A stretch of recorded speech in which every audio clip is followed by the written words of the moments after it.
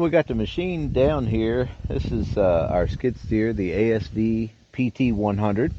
And I've got it positioned here where this log is.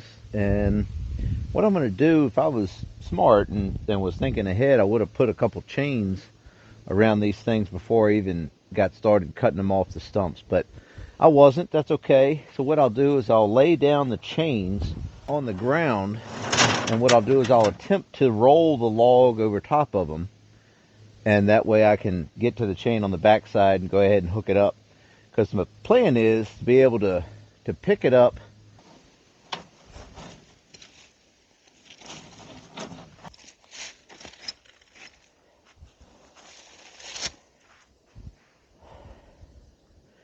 kind of got them in position, and what I'll do is I'll get the machine right over here, and I'll try to just roll it with the bucket backwards. Let's see if we can do that.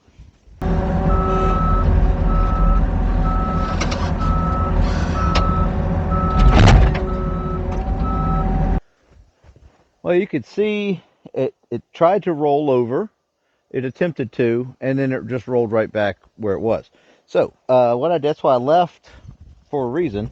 I piled a bunch of other junk over there, but I left these little pieces of wood behind. And the reason I did that was because I figured it was going to do this exact thing. So what I'm going to do is just lay these like this. That's why they are cut to this length, roughly to this length. This one looks like it'll be better. And what that'll do is once I get it to that tipping point and it tries to, and these fall down behind the log, what it'll do is it'll prevent the log from rolling backwards again. So just put the bucket right here like this. Get enough roll on it. See the logs kind of dropping down in there? There you go. They just dropped. So let's see if it stays. Yep. Perfect. So I'm looking at all my sticks here, and they're perfect. They lined up right where I needed them. So I should have a hook right here, and I do. So I had enough on that one. Let's see where this one is. Let's see. Oh, here it is. Right here. I've got a hook sticking out on this side. There you go. All right. So a little trick for you: be able to roll a log over and keep it to stay where it is. Put you a little, some other smaller things behind it to keep it from rolling backwards. All right, so now I'm going to take these chains, pull them up over the log, hook them into the grab hooks that are on that side. I probably should have had the slip hooks, but that's okay. It'll hold it for sure. So this part, the loose part, will go onto the bucket hooks. Both of them are in, so now what I'm going to do is attempt to come in here with the bucket hooks and see if we can pick this log up. I don't know. I hope so. It's big. It's heavy. There's no doubt about that. But I think we can get it. Let's try it out.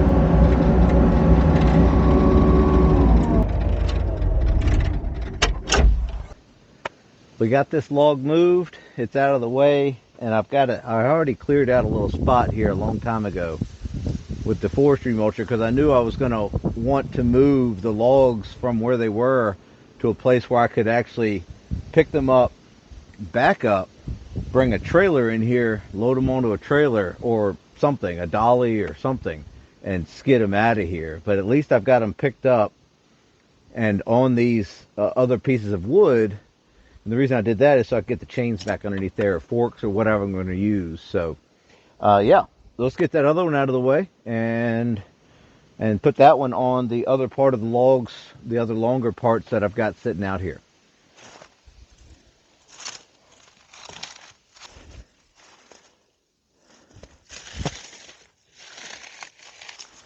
Just laying these chains out to the side because you don't want to sit on top of them with the tracks.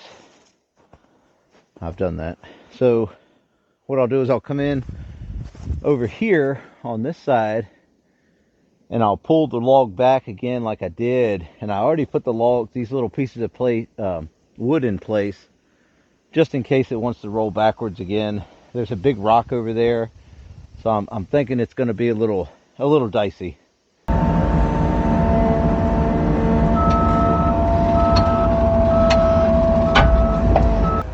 Well, you can see this side didn't roll like I was thinking it wasn't going to.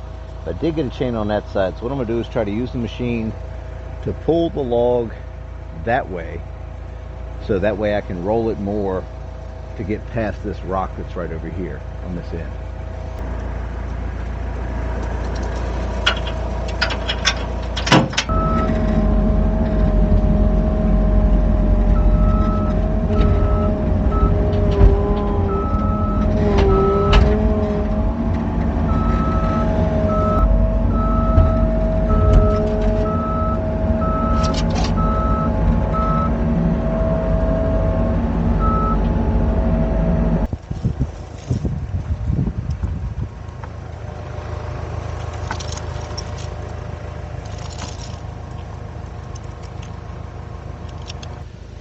Oh, you can see we got it rolled over there and got the other chain in place.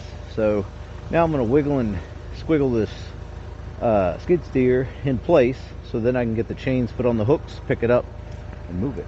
So let's see if we can do that.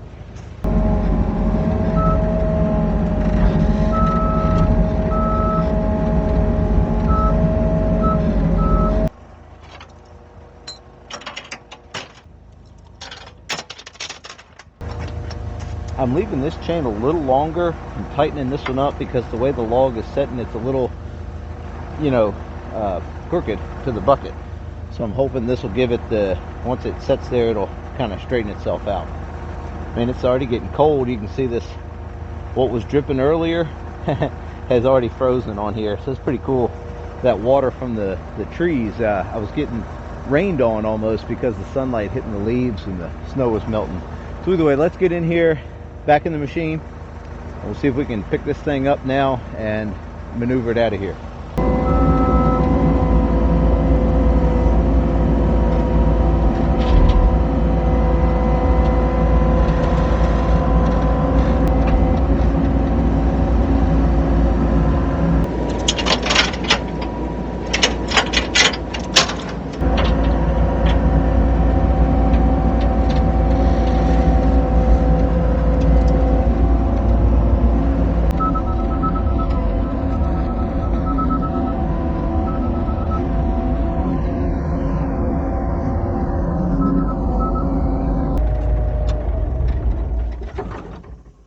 Well, that went perfect. I honestly could not have asked for anything better because they're in place. Everybody is safe. Nothing got damaged. Nothing broke. That's always a bonus. So what I've got left is a couple little cleanup items. This piece right here is it's a crotch. There's quite a bit of wood there. And what I'm going to actually use that for is an elevated chopping block to bust up kindling and smaller pieces of wood on. I thought that'd be really nice.